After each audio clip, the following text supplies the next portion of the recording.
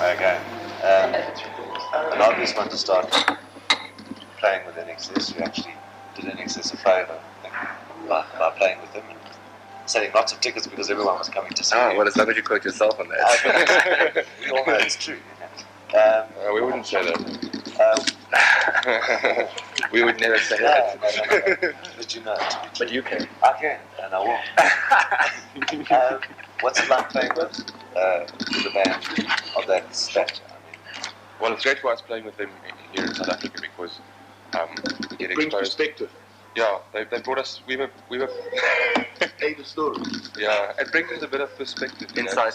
To see a band that's been going on for 20 years and that's toured the world. I've always wondered how they get that big drum sound, and now I know. It's by playing a drum track while the drummer is playing. On a click. Okay, yeah. But it's great for us to play with them here because we get exposed to audiences that don't usually come to our shows.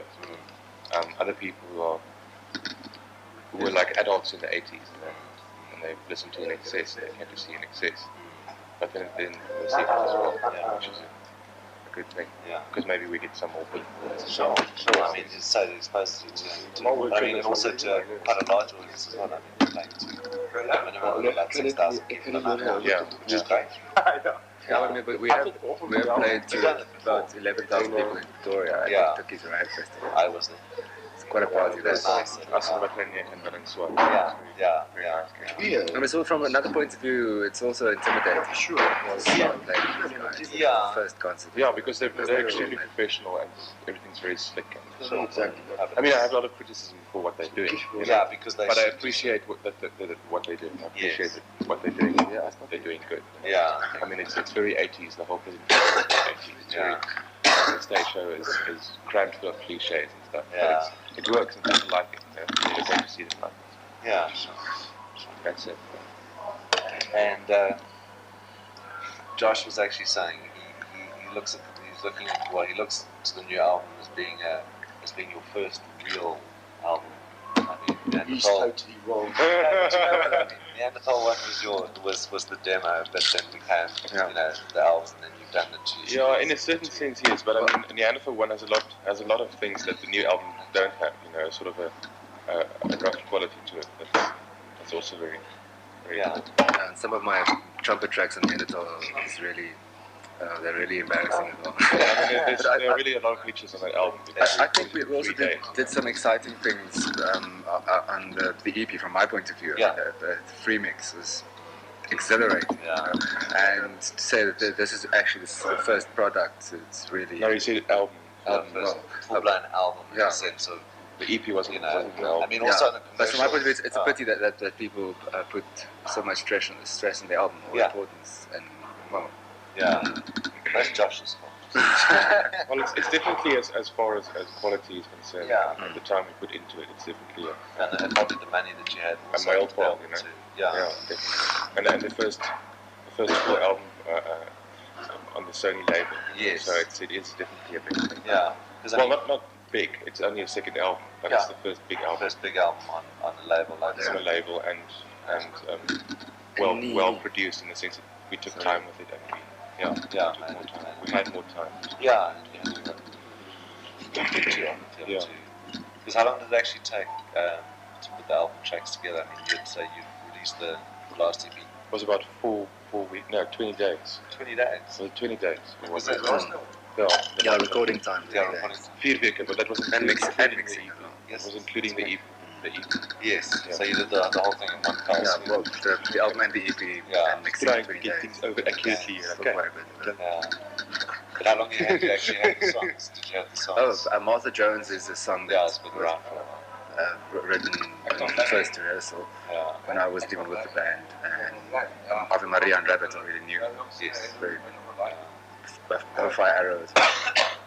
It's like a nursery rhyme. So it was pretty quick. I mean, you didn't spend much time. Did you want to do it that way? You know, to get it out, and not sort of sit with it. It's like a piece of... We wanted to... We actually wanted to get out even quicker.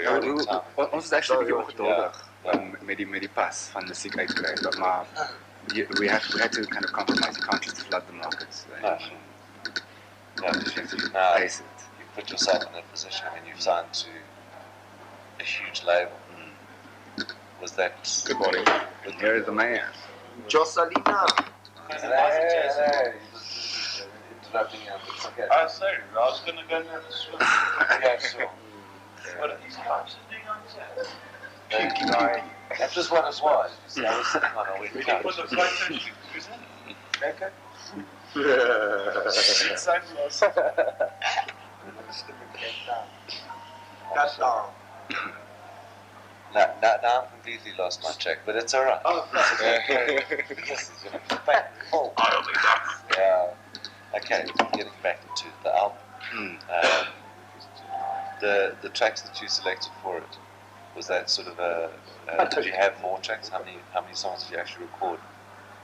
We have a few Are other there tracks, but extras? those are most of the tracks that we've been playing now for the past year and a half. Right. Some of them we've been playing for about 6 months or less. So how did you actually go about putting the tracks? Selecting the tracks? Was it sort of a We process tried of to put out elimination? everything. We try to put out everything except for like a few, like there's about Just start 2 or over, 3 yeah. other songs that are also finished, and then a few other songs we're working on that aren't finished yet. But that's most of the tracks that were finished, and we try to get everything out, Right. basically. And then So that's quite a grand new start. No, Yeah. it's the middle one. Cherry. Cherry time. Yeah. See, I had all my What a nice questions. record, Yeah, it's interesting. man. Can I also try one? Interessant. Yeah, go wild. There's 2 menthols in the front, so just dodge those. Fine Now, boy. I've got a question. Your history, as far as history goes, it's been quite an interesting one. I mean, right from the Uncle one to the point of recording that album. I mean, you had this sort of cult following, if you have to put it that way, in the sense that a lot of people knew who you were, but until the album came out, it was a case of just seeing you live. and there was trouble getting the album as well, because we didn't have enough money to print enough. Yeah. We were doing it ourselves, so lots of people were looking for the album. Yeah, And that sort of, I think, created a lot of expectation and a sense of mystery. I Yeah. think, because they couldn't get the album, but they knew about it. And some of their friends maybe had the album. Yeah. No. Yeah, 'cause I you think had that helped us to, when we eventually actually signed to a record label, and Yeah. we had the benefit of distributing as much as is needed. It Yeah. helped to sell the new stuff. because I mean, then as I say, then you released the Say Neanderthal one on your own, and then Sony took it over, and then even then saw backwards again. But I mean, I think in the last year, I mean, the five of them were at the best last year, and all of that. You become a commercial band in the true sense of the word. I mean, radio's playing you Yeah. all over the show. Was that your sort of intention? Yeah, No, I don't think you can say that now we are a commercial band because we're being played on radio. I mean, we write songs that we like, and some of them happen to work well on radio, some of them happen not to work well at all on radio, and then more like marching. I mean, if you come to a live show, you'll see people who only See the really eclecticism. dance to the singles because they know them from the radio. And between the singles, you have songs that are not as accessible as the radio song. Yeah, and that's when the mosh Some of pit them are quite Yeah. comes into existence. Because now, again, back to the new album, Josh, again, sort of classifies it, and I mean, it's quite a heavy album. It's not a strictly commercial album, in the sense that it's going out to that market, you're on a major label, etc. But were you sort of aware of that when you sort of chose the tracks and put the album out? We know that we will lose a lot of people that used to like to a lot of like the bubblegum kind of songs. Not bubblegum and boots, but like I'm a friend and stuff like that. Yeah. But that's good. Is it good? Yeah. Well, it's good Yeah, in the way well, that we're doing what We didn't want plan to it, do. but we were aware of it. Yeah, It's yeah. just the way it happened. In the We're not beginning, when we catering for a got market. those crowds in the beginning, we didn't really plan on getting those crowds made. Yeah. Not all. I'm not talking about all the crowds, but like a certain specific Yeah. um, Sector of. through. So now, who are you attracting now? Are you still trying to attract? Still the same people, but there's maybe some people that won't go. For Yeah. I think the thing is that we never tried to cater for any specific market. We just did music that we wanted to do, and we're still doing that. So if some people don't like what we're doing now, but used to like what we're doing, that's okay, Mm. or like you said, that's good. Mm. You know, because we're still doing what we wanted. Yeah, it's sort of a creative Yeah. step, really. You know, because I mean, if you compare it to the earlier stuff, can you sort of see how you've sort of grown as a band? You know, when you compare. Well, say, the new we can album feel to- it, I suppose. Yeah. It's not. People often expect that it's much more contrived than it is. Yeah. It just actually grows. I mean, that's the way we would prefer to create, to bounce off each other's energies. Yeah, it's very little calculation. It's very spontaneous. Which is I think good, that's yeah. also the secret. I mean, people can pick it up really quickly if it isn't spontaneous. If it is contrived. Ek is jammer. It's cool. Hier rook in jou mond. Baie. Nice to meet you. I'll see What you while publication I'll be is on stage. This is Are you going through? Fine, good. Sit. Good. You've got to do an ID just now. You also go. Okay, excellent. Okay, that's right. Okay, I'll see you tonight. Well, I'll see you tonight. You won't see me. I'll see you. Okay. Bye. Ah, for me, thank you. For me and Lisa. We have another cup. Lisa.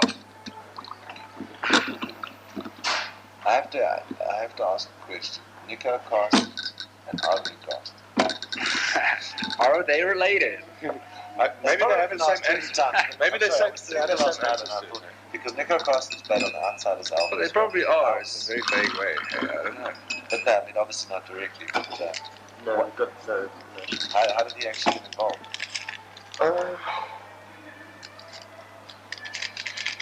I don't know. We heard that he lives around just close by. And we've listened to his music when we grew up. Right. Was it Not sort of- Yeah, really, it not was. far. Well, we couldn't help listening to it. Yeah.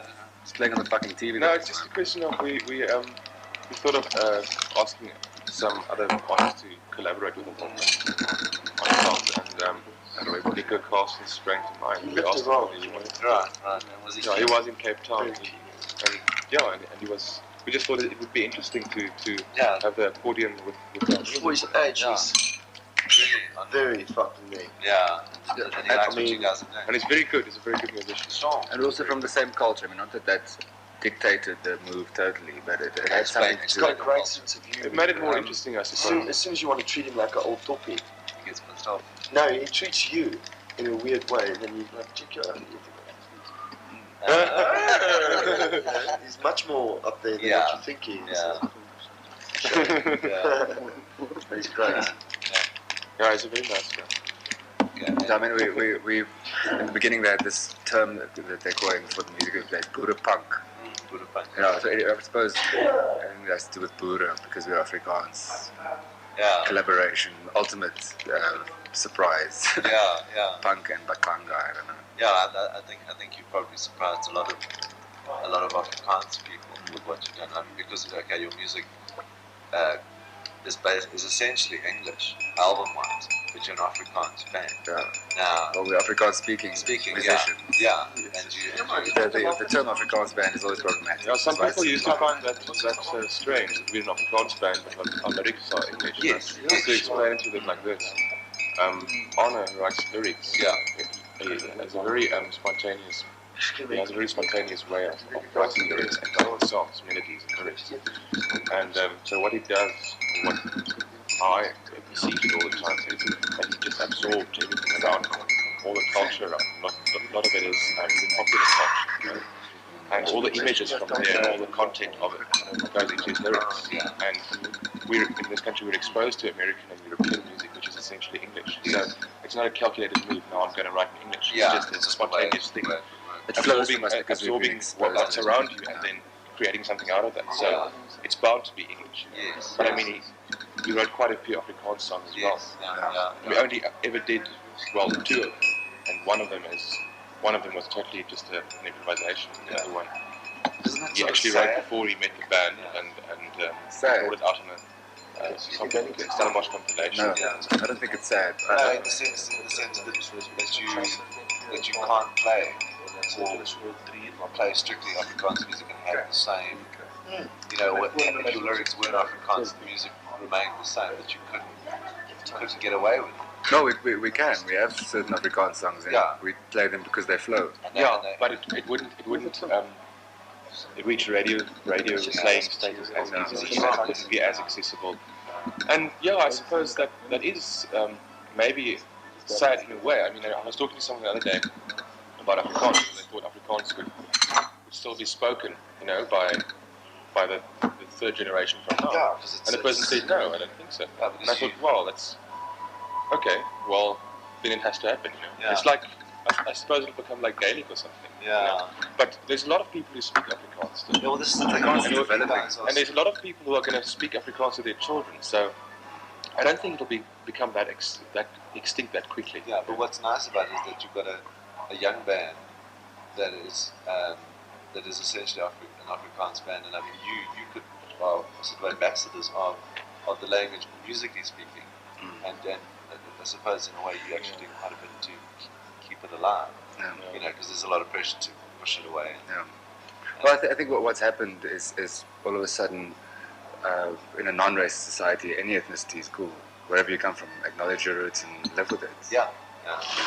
What I found though is there's quite a lot of prejudice towards Afrikaans speaking people amongst some English speaking people. In Namibia, especially.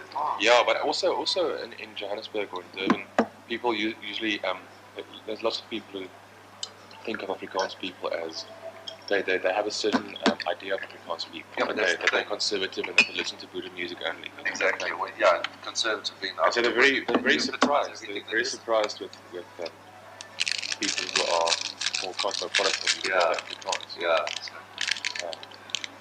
Yeah, because I mean, and that's what we're saying. We're Afrikaans too. Yeah. So we're not saying it. We're just being it. You're being it. Yeah. I mean, as I say, you don't epitomize any of that. You actually almost like a new breed. Yeah. Kind of thing. Anna's girlfriend said Afrikaners can be real rock spiders, but when they're funky, no one gets them. It's just, no one is funky. No one is funky as funky Afrikaners. Yeah. Well, I mean, it's true. I mean, if you think about it, you're the only guys who actually have an identity in the sense of an English-speaking South African doesn't.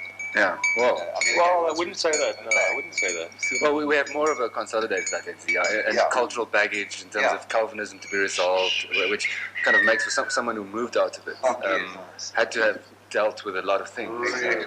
Yeah, and have come out and said we are who we are. Yeah. You know, whereas I suppose we are the English or we're American. I suppose that's why Afrikaans alternative culture is so vibrant. Yeah. It's very energetic. It's very motivated.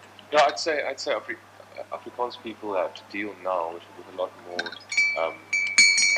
conflict. Yeah, there's a lot more protectionism. Yeah, well, there's a very definite conservative culture that the new generation is breaking away from. You know, with English-speaking people, you don't get that same measure of. Yeah, they've been brought up as liberals. Yeah. Well, so-called spineless. Like the SABs.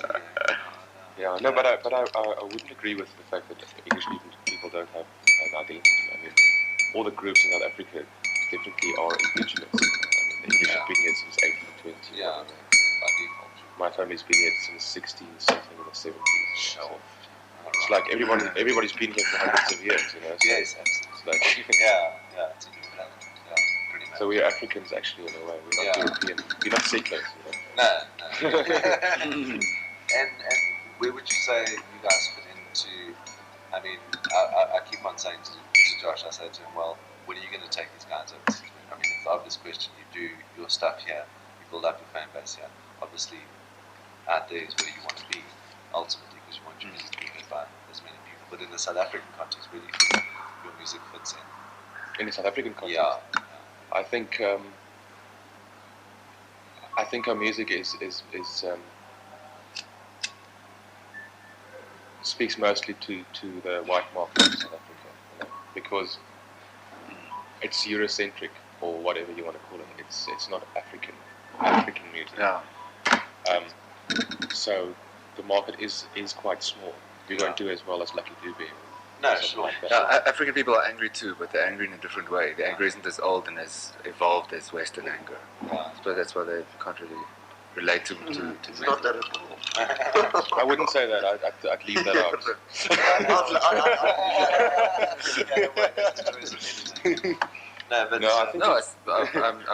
Well, okay, it's not a discriminatory thing. No, not at all. It's about reductionism. It's about Western scientism. Yeah. African philosophy is totally different. They do have anger. The anger is mostly political. it's got nothing to do with you. Yeah. Yeah. But now, No, it does have a lot to do I with think me. I felt very guilty for a long time. why? Because I'm white. Boy. Shame. Yeah.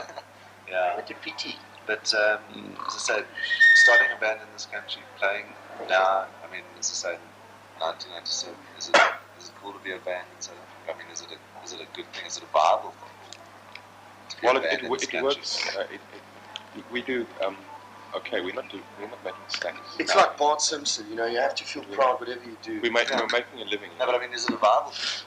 A viable thing. Yeah, in South Africa. I mean, because it's a. Well, it's as I've said, the market here for the kind of music we limited, make is sure. very, very limited. Yeah. The only way that you can actually keep doing it on a long-term basis is actually breaking into another market, any other market. Not necessarily trying to make it big or anything, but creating another following, another market for yourself. Also in other countries. You know, it's important for the long-term thing. Otherwise, I think you'll keep on playing in South Africa if you never get that break or you never make that move, you know.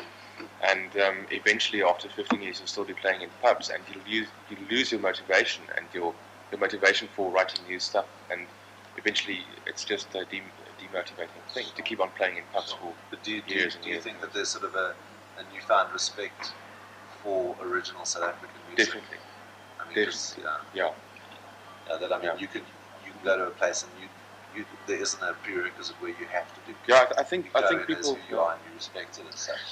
Yeah, it's cool. Yeah. As long as it doesn't, well, it will probably or whatever, but I'm very glad to be in this time or whatever, because we don't walk around and we don't get like, you know, like maybe Europe where there's like journalism and real fucking, Real.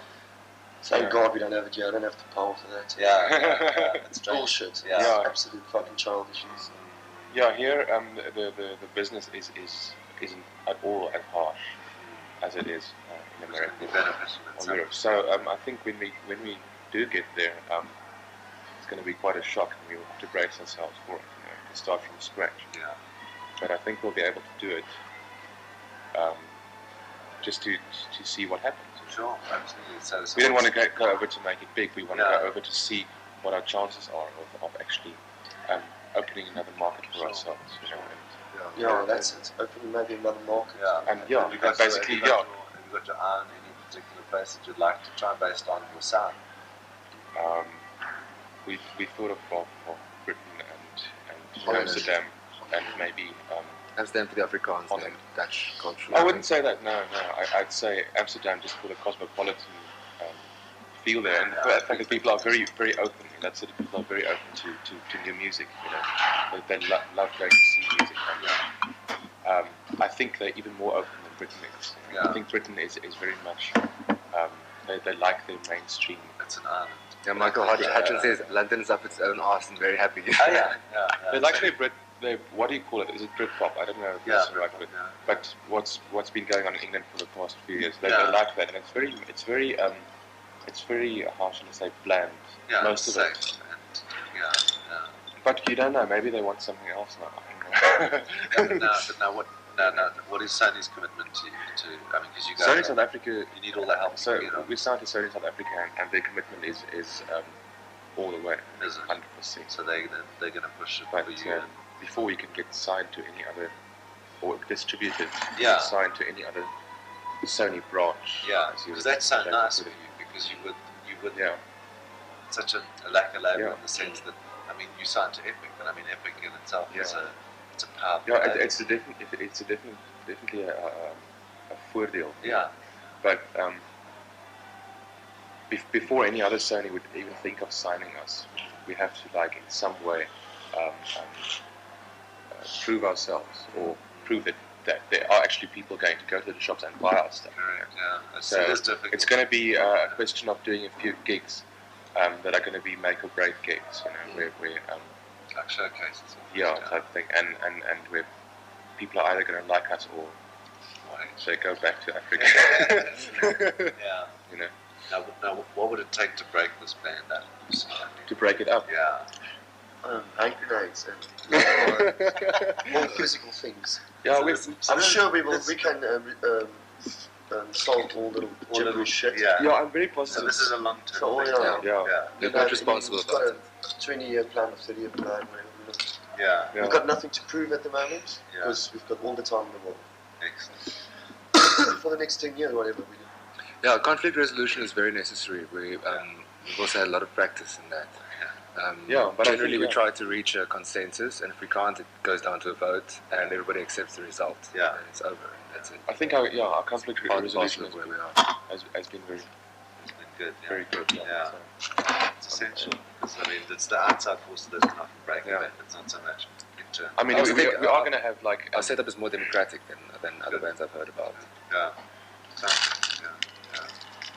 I think we are going to have moments of pressure, where we maybe have a showcase gig or something, and we know that this is going to be very decisive for our careers for the next 3 or 4, maybe 5 years.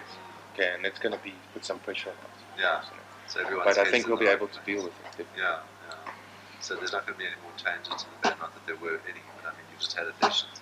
But I mean, as far as are you happy with We'd like to work with other people, guest artists, Yeah. and that kind of thing. Yeah, well, not currently, as far as- I've been working on a project.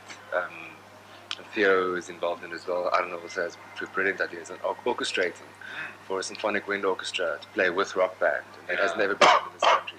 well, Symphony orchestra has been done by Hans Rosenschon in the 80s. A project called Does the Noise in My Head Bother You? I was part of the mass choir. But symphonic wind hasn't been done. And also Stellenbosch is incredible. It's got a huge infrastructure. My ex-trumpet teacher is now the conductor of that orchestra. And also the choir professor, Akama Fuchs, said she has a chamber choir and she'd like to work with us. So we orchestrate that in there and a string ensemble. It's all happening in October when we get back. Right. I think it's also a good way of coming back, doing something really new and exciting. Coming back from From overseas, holiday, checking it out, that type of thing. this is a good thing. So now, I mean, with everything being the way it is with the band, have you guys got an idea of what success would be to you? In the sense, is this success what you've got now, or Yeah, in terms of where we started, this is very successful. Yeah. is It's each? already a success. Yeah. So when you look back, when you started, Also, you didn't plan for this. Yeah, it's a question of I explained it the other day to someone of borders extending. Like first we played in Stellenbosch and we thought the people from Cape Town are going to laugh at us. Yeah. When we played in Cape Town, it was well received, and then we played like the East Coast. Yeah. And we came to Durban like, okay, what's going to happen now? And people watched us. Scared, And so now, eventually Yeah. after touring now for about a year and a half and recording a lot of stuff, we basically have extended our borders to South Africa and Namibia. So and now basically we're actually quite almost like big fishes in a small pond. Robben Island. We're going to go overseas to Robben Island, but when we get to Europe, we're going to be very small fishes in a big sea. You've got to your head has to be at the right place. So in terms of our borders and what we set out to do at first, we are successful. But that's South Africa. South Africa. Some people don't know where South Africa is. I'd spent I was in Spain. Even Spain don't know where we are. And as far as the South African music scene, what do you think is still required to make it sort of better venues, better live venues for one thing. and a touring circuit? Do you think that's a good idea? That someone like sets up I mean, as you do in the States, you can basically Like a Lollapalooza type thing Kind of would be thing, great. That would be Yeah, well, that's what people tried to do with the band slam in 1996. that was what happened with the band slam. It was and the it first, worked very well. In a way, they must also try and cut down on this supporting South African music. Instead of labeling it. Yeah, they label it as local The music and say artist has support to feel local a sense music. of pride as well. Absolutely. At the moment, they feel like the ANC. Well, it's almost Fucking favours. well, people. It's always been almost an apologetic way of saying, well, here's something new that's South African. Yeah. Yeah. It's like what they'll have these. It should be. I mean, they have these slogans on radio: support yeah. local music, and it's very derogatory actually. Yeah. I mean, okay, so now you're going to support me because I'm a local band, or are you Yeah, going to support or me you're because supporting my you like my music and my music is good? Yeah. And that needs to get sorted out. Yeah, definitely. And as I've been saying, venues, you know, Yeah, well, venues. most of the Like, venues are very, very, very. Everything's here. Money's not here. There's no interest, but that's from corporate structures. Yeah, but don't you find that there is more money coming into music There's more now? money coming in labour. Yeah, which is better. And you guys, I mean, a couple of years ago you had the case of a support band playing with someone like INXS. What you were paid to support that band was nothing. It wasn't enough for you to cover your costs. It was almost I mean, yes, it's a privilege to play with an international band. But Still the same. Still the same. Yeah. Yeah, that's big content, yeah. Go figure. Yeah, we don't get paid much, but at No. least. That's why we don't play with all these European bands. Yeah. They choose a nice one. Yeah, Whoever one it's that you- just not- One that you. My mother thinks Good good life, man. Yeah, it's something that you would enjoy. But I mean, there's no need for us to lick other people's balls. Okay, I'm going to ask you one last thing. I just want you to do an ID for me. An ID. For radio. Oh, okay. For my show. Show called The Cutting Edge. It's very cliche. It's very boring. You can improvise with that. You can pretend to be Just on the cutting edge, I somewhere. suppose. Opposites At the moment. Arnie, daar gaat jy. Jy het so mooi stem, Arnie. Yes. Huh? Baby noises. This is Seth. Make a noise, Seth. Sing a song. He's saying himself. Okay, can you come up with a cliche then? Well, I've got the cliche. Name of the show. Okay, just. The Cutting Edge. Your beautiful babies are the cutting edge. Family life, that's the real cutting edge. Let's all get back to family life. Let's get married. No, I don't know. If you got maybe an idea to go around, man. Well, just say, as I'm from the Springbok Nude Girls. Just Um, the Cutting Edge. Oh, right, yeah, that'd be good. It was a long night, I understand. Yeah, okay, I don't Okay, yeah, brother. Name, band, show name. Yeah. There you go. shall I just talk into this thing? Yeah, just chat to it. It's very powerful. What's the radio? It's right on Tax Radio. Tax Radio. But the show is called The Cutting Edge. The Cutting Edge. I can't do this. Hi, this is Arno Bloomer. I'm from the Springbok Nude Girls. You're listening to The Cutting Edge on Tax Radio. Very cool. Hi, I'm Arnie from. Hi, I'm Arnie Carsons from the Springbok Nude Girls, and you're listening to the Cutting Edge on Radio? Rocks Radio. In Afrikaans. Hallo, dis Adrian. Ek speel vir die Springbok Nude Girls en jy luister na The Cutting Edge op Tikkies Radio. Hallo, dit is Arne Constant van die Springbok Nude Girls en ek luister op Cutting Edge van Radio Tux.